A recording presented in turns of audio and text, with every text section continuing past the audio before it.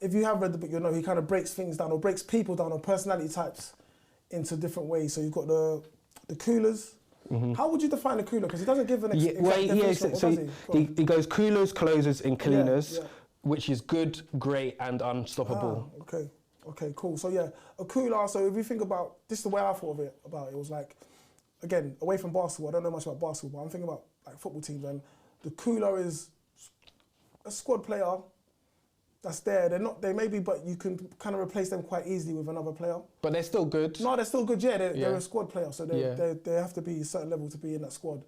And then you've got a closer, which is someone quite high level, and that made me think of like top level strikers. To be honest with you, certain strikers, like a closer, the person, if you need a job done, that's the one you kind of go to, and they're definitely skilled and definitely. But then you've got the cleaner, and it was interesting the fact he chose cleaner, because cleaner's not necessarily thought of as like a high level thing. Cleaners, whatnot. And he said, the cleaners are like, again, using football's analogy, I'm thinking like the top, maybe a Pep Guardiola or someone like that who's just or maybe Mourinho in his kind of prime and whatnot. So that's like, cleaners the standard that you want to try and strive to be. I think definitely, for me personally, there was some elements of being, how he defines it anyway as a cleaner, that I definitely related to. Some elements I didn't relate to too much. But then again, I think he even says you can't be a cleaner in every area of your life or every part of your life. But so he goes through that in most chapters. You've got the cooler, and he'll make a sentence. We'll go into it like a sentence about what a cooler would do in the situation, the closer what they would do in that situation, and then the cleaner what they would do in that situation. So it kind of breaks that. I like the fact that he did that, because you can kind of think, and then you start thinking about myself anyway. Like, okay, who relates to that, or what example maybe was I being a closer or a cleaner or a cooler or whatnot, And I think those words, cooler, closer and cleaner, they're just his words. Yeah, exactly. Yeah, exactly. Which then kind of, because it's not backed up by any science, it's not backed up by anything other than his experience.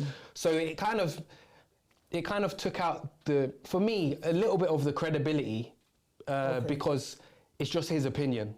Of course, he's a man who's achieved a lot in his life. He's helped other successful people achieve great things, but it's his opinion. So what he considers someone cooler, closer, cleaner, that's his opinion. For example, which I wanted to come on a bit later, but I want to come on to it now while we're onto the topic. He says a cleaner would rather be feared than liked. So for me, in business, I wouldn't rather be feared than liked. In a sporting context, as a basketball player, I probably would rather be feared than liked, especially by my competition. By my teammates, you want to be respected. But I guess I want to raise that question to you. Would you rather be feared or liked? It's the context. Yeah, exactly.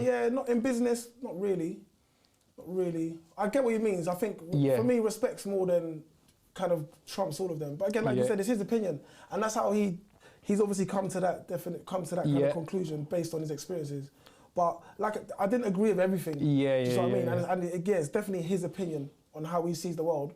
But you can't really, and it's his book. So, do you know what I mean? Like, he could say how he sees it. Exactly, say how he sees it. But no, like I said, go on. No, but in a basketball context, I agree with that. I'm definitely sure he's mostly talking about Michael Jordan in that moment. Yeah. And Michael Jordan definitely, again, I didn't know that much. I know who he is and stuff like that, but this was like a deep dive into kind of basketball, or Michael Jordan or Kobe Bryant more so. And it was like, I think that's how they felt.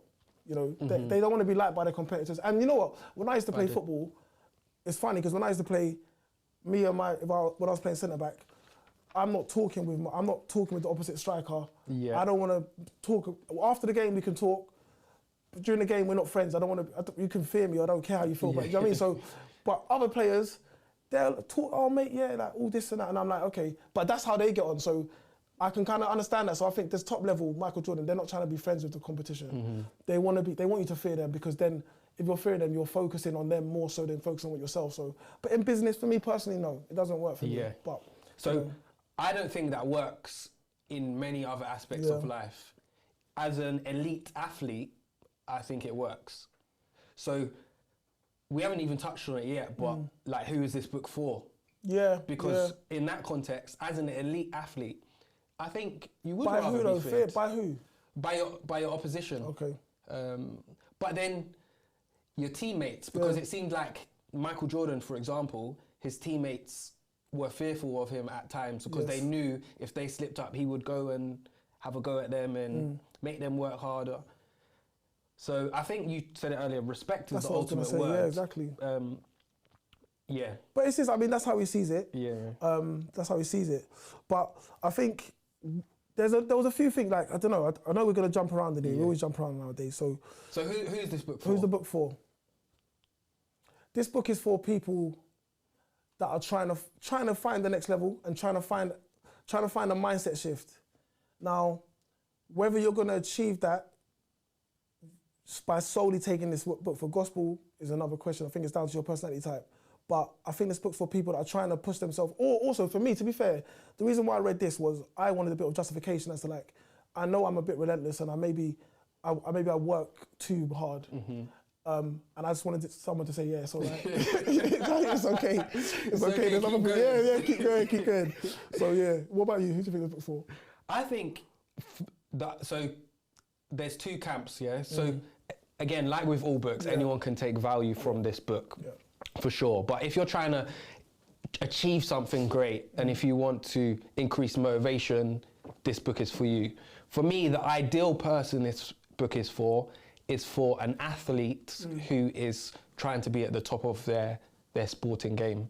Because, yeah, this book, for me, was all about basketball. All his references are about basketball, which you can take and apply to other areas of your life, but I think it's much easier to take and apply to sport rather than business as a whole thing, because I didn't agree with a lot of the things in relation to life and business. I agreed with a lot of them in relation to sport. Okay, cool, fair enough. So, yeah, that's who the ideal person was. That was just a snippet. To watch the full episode, click here and don't forget to subscribe.